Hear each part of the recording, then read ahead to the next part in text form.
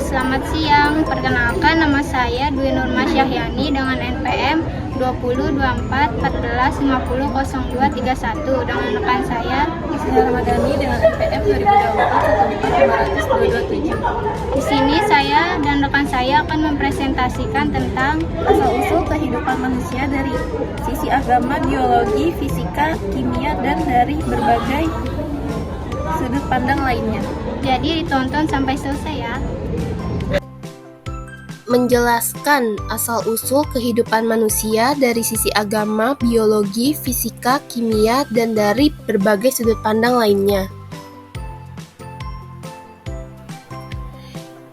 Asal-usul kehidupan manusia adalah topik yang kompleks yang dapat dijelaskan dari berbagai sudut pandang, termasuk agama, biologi, fisika, dan kimia. Berikut adalah penjelasannya dari berbagai perspektif. Yang pertama, dari perspektif agama, setiap agama memiliki pandangan tersendiri tentang asal-usul manusia. Dari agama Islam, Kristen, dan Yahudi, manusia pertama adalah Adam dan Hawa, yang diciptakan oleh Tuhan dari tanah. Tuhan memberikan ruh kepada manusia yang membedakannya dari makhluk lain. Yang kedua, ada dari agama Hindu, yaitu manusia berasal dari penciptaan oleh Brahma, dewa pencipta yang menciptakan dunia dan makhluk hidup. Yang terakhir ada dari agama Buddha, yaitu tidak terlalu menekankan asal-usul penciptaan, tetapi lebih kepada siklus kehidupan atau samsara dan karma yang menentukan kelahiran kembali. Selanjutnya ada perspektif biologi dalam kurung evolusi. Dalam biologi, asal-usul manusia dijelaskan melalui teori evolusi oleh Charles Darwin. Yang pertama, makhluk hidup berevolusi melalui seleksi alam. Yang kedua, manusia modern dalam kurung Homo sapiens berevolusi dari nenek moyang primata sekitar 300.000 tahun lalu di Afrika. Yang ketiga, bukti fosil menunjukkan bahwa manusia berbagi nenek moyang yang sama dengan primata lain seperti simpanse. Yang ketiga ada dari perspektif fisika. Fisika menjelaskan asal-usul kehidupan dengan konsep pembentukan alam semesta. Yang pertama, alam semesta berawal dari Big Bang sekitar 13,8 miliar tahun lalu. Yang kedua, unsur-unsur dasar seperti hidrogen dan helium terbentuk melalui reaksi nuklir di bintang. Unsur-unsur lebih berat seperti karbon dan oksigen terbentuk. Yang ketiga, unsur ini kemudian menjadi bagian dari planet termasuk bumi. Selanjutnya ada dari perspektif kimia dalam kurung abiogenesis. Kimia menjelaskan bagaimana kehidupan bisa muncul dari materi tak hidup dalam kurung abiogenesis. Yang pertama, di bumi purba, atmosfer kaya akan gas seperti mentana, amonia, dan hidrogen. Yang kedua, percobaan nilai urei tahun 1953 menunjukkan bahwa senyawa organik seperti asam amino bisa terbentuk dari reaksi kimia dengan bantuan energi dalam kurung petir dan radiasi UV. Yang ketiga, molekul-molekul sederhana ini kemudian berkembang menjadi struktur yang lebih kompleks seperti RNA dan DNA. Yang kelima, ada dari perspektif filsafat. Dalam filsafat, pertanyaan tentang asal-usul manusia lebih bersifat metafisik dan epistemologis. Yang pertama, materialisme, yaitu kehidupan berasal dari proses alami tanpa campur tangan supranatural. Yang kedua, dualisme, yaitu manusia terdiri dari tubuh fisik dan jiwa non-fisik. Yang ketiga, eksistensialisme, lebih fokus pada makna keberadaan manusia daripada asal-usul biologisnya. Lalu yang terakhir, ada perspektif dari antropologi dan sejarah. Yang pertama, antropologi melihat asal-usul manusia dari budaya dan perilaku. Selanjutnya, sejarah menelusuri perkembangan manusia manusia dari peradaban awal hingga sekarang, seperti Mesopotamia, Mesir, dan Cina kuno. Dari berbagai perspektif ini, tidak ada satu jawaban yang mutlak. Setiap sudut pandang memberikan pemahaman yang berbeda tentang asal-usul kehidupan manusia. Selanjutnya menjelaskan proses pembelahan sel mitosis dan amitosis. Yang pertama ada sel mitosis. Mitosis itu pembelahan sel yang terjadi pada sel tubuh dan menghasilkan dua sel anak yang identik dengan sel induknya. Prosesnya berurutan mulai dari profes kromosom mulai terlihat. Metafes kromosom berbaris di tengah. Anafes kromatid ditarik ke kutub berlawanan. Lalu telofes inti sel mulai terbentuk lagi. Setelah itu ada sitokinesis, di mana sitoplasma membelah, dan akhirnya terbentuk dua sel baru. Ini ada tahapan berurutan. Yang pertama ada profes, lalu metafes, anafes, telofes, dan sitokinesis. Yang kedua ada sel amitosis. Amitosis itu pembelahan yang lebih simpel dan nggak pakai tahapan rumit seperti mitosis. Biasanya terjadi pada bakteri dan protozoa. DNA langsung membelah, lalu selnya membelah juga, tanpa harus melewati fase-fase tertentu. Amitosis DNA langsung membelah, lalu terpisah tanpa tahapan kompleks. Lalu ada teori evolusi.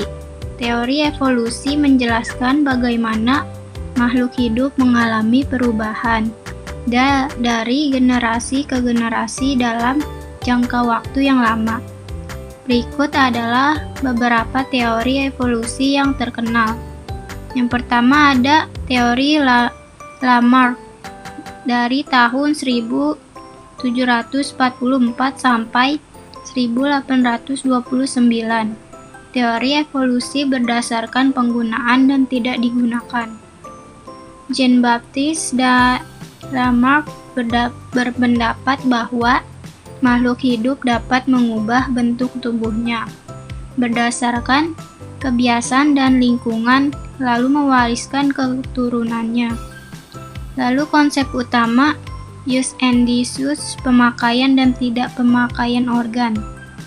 Organ yang sering digunakan akan berkembang, sementara yang jarang digunakan akan menyusut atau hilang. Lalu ada pewarisan sifat yang diperoleh, perubahan yang terjadi selama hidup. Individu dapat diwariskan keturunannya. Contohnya, jerapah awalnya berleher pendek, tapi karena mereka terus-menerus menjangkau daun yang pohon tinggi, leher mereka memanjang. Sifat ini lalu diwariskan. Kelemahannya ada, teori ini diterbantahkan karena sifat yang diperoleh selama hidup tidak diwariskan secara genetis.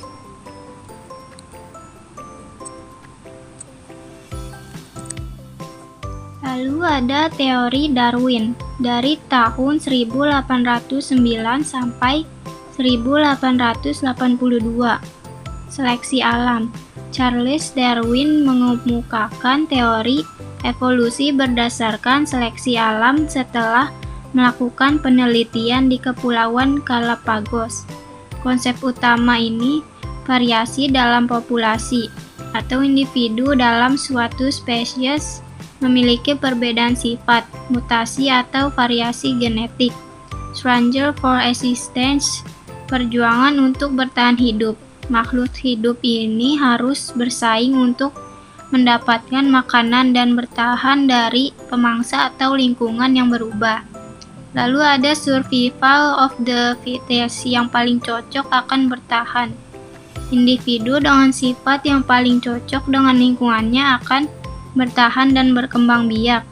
Yang terakhir ada pewarisan sifat. Sifat menguntungkan yang membantu kelangsungan hidup akan diwariskan ke generasi berikutnya. Contohnya ada burung finch di Galapagos memiliki bentuk paruh yang berbeda, tergantung pada makanan yang tersedia di lingkungan mereka. Kelemahannya ada, Darwin tidak bisa menjelaskan bagaimana variasi muncul dalam suatu populasi, karena genetika belum berkembang pada masanya. Teori Darwin. Weismann membuktikan evolusi Darwin.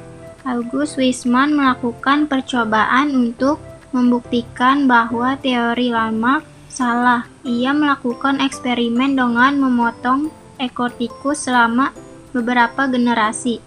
Hasil eksperimennya, tikus yang lahir tetap memiliki ekor, meskipun induknya tidak memiliki ekor. Ini membuktikan bahwa sifat yang diperoleh selama hidup tidak diwariskan, sehingga teori Lamarck salah.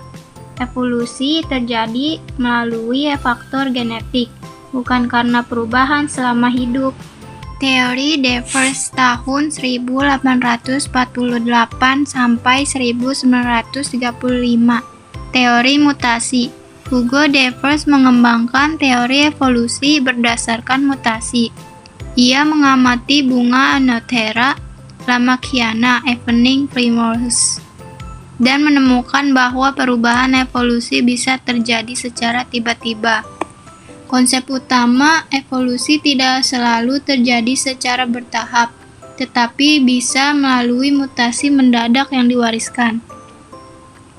Mutasi dapat menghasilkan variasi baru dalam spesies. Mutasi yang menguntungkan bisa bertahan dan menyebabkan munculnya spesies baru. Kelemahan teori ini lebih menekankan pada mutasi tanpa mempertimbangkan peran seleksi alam yang dijelaskan Darwin.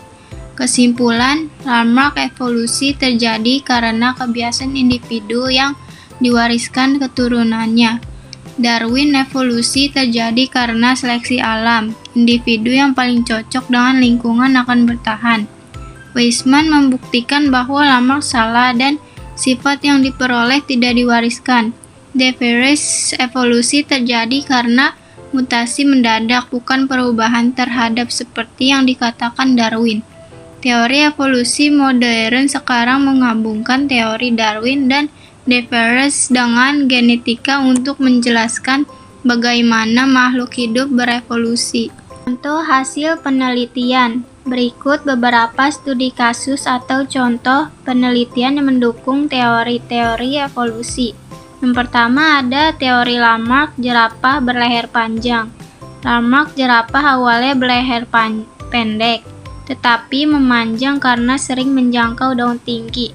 Bantahannya, genetika membuktikan bahwa perubahan karena kebiasaan tidak diwariskan. Lalu yang kedua ada teori Darwin. Burung fish di Galapagos. Burung fish memiliki bentuk paruh berbeda sesuai lingkungan. Penelitian Grant 1970-an, saat kekeringan burung terbaru kuat bertahan dan mewariskan sifat ini. Yang ketiga ada teori Darwin-Weismann, eksperimen tikus. Weismann memotong ekor tikus selama 22 generasi. Hasil semua tikus tetap lahir berekor, sifat yang diperoleh tidak diwariskan. Teori Devers, mutasi pada Evening Primrose. Devers menemukan mutasi mendadak pada tanaman Anothera Lamarckiana. Evolusi bisa terjadi tiba-tiba karena mutasi, bukan hanya seleksi alam. Yang terakhir ada evolusi modern, resistansi antibiotik pada bakteri. Bakteri bermutasi sehingga kebal terhadap antibiotik. Contoh evolusi yang masih berlangsung hingga kini. No one was able to explain the reasons behind it. Then in the early 1800s, a French naturalist and biologist, Jean-Baptiste Lamarck, took this challenge and developed a plausible mechanism for this change and proposed the very first full-blown theory of evolution in his book, Philosophie Zoologique. Sekian penjelasan dari kami, semoga bermanfaat. Wassalamualaikum warahmatullahi wabarakatuh. Dadah.